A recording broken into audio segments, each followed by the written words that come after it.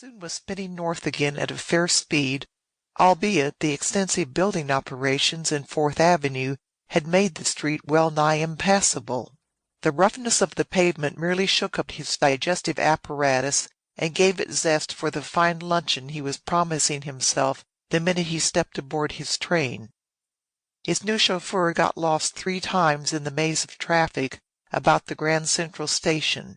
This, however, was only human, seeing that the railroad company changed the map on 42nd Street every 24 hours during the course of the building of its new terminal.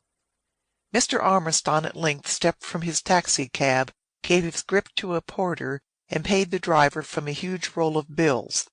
This same roll was no sooner transferred back to his pocket than a nimble-fingered pickpocket removed it. This, again, was not an accident. That pickpocket had been waiting there for the last hour for that roll of bills. It was preordained, inevitable, and Oliver Armiston had just 30 seconds to catch his train by the tail and climb aboard. He smiled contentedly to himself. It was not until he called for his ticket that he discovered his loss. For a full precious second he gazed at the hand that came away empty from his money pocket, and then, "I find I left my purse at home," he said, with a grand air he knew how to assume on occasion. "My name is Mr. Oliver Armiston."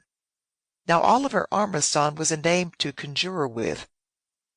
"I don't doubt it," said the ticket agent dryly. "Mr. Andrew Carnegie was here yesterday begging car fare to 125th Street, and Mr. John D. Rockefeller quite frequently drops in and leaves his dollar watch in Hawk. Next." And the ticket agent glared at the man blocking the impatient line and told him to move on. Armiston flushed crimson.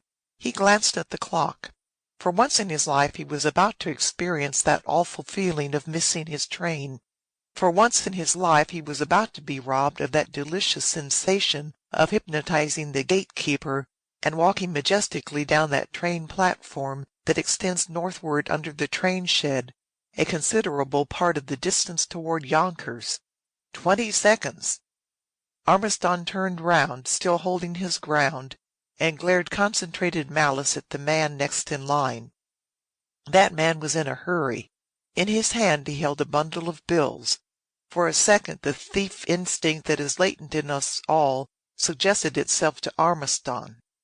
There within reach of his hand was the money, the precious paltry dollar bills that stood between him and his train. It scared him to discover that he, an upright and honored citizen, was almost in the act of grabbing them like a common pickpocket. Then a truly remarkable thing happened. The man thrust his handful of bills at Armiston. "The only way I can raise this blockade is to bribe you," he said, returning Armiston's glare. "Here, take what you want, and give the rest of us a chance."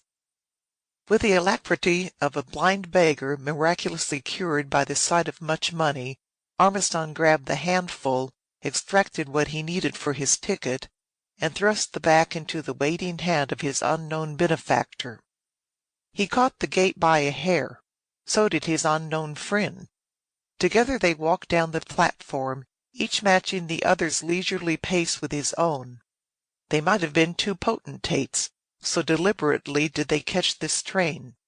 Armiston would have liked very much to thank this person, but the other presented so forbidding an exterior that it was hard to find a point of attack.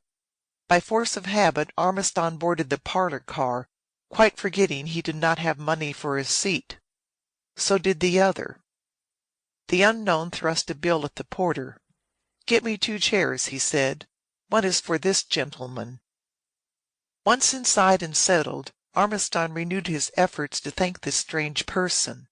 That person took a card from his pocket and handed it to Armiston. "Don't run away with a foolish idea," he said tartly, "that I have done you a service willingly.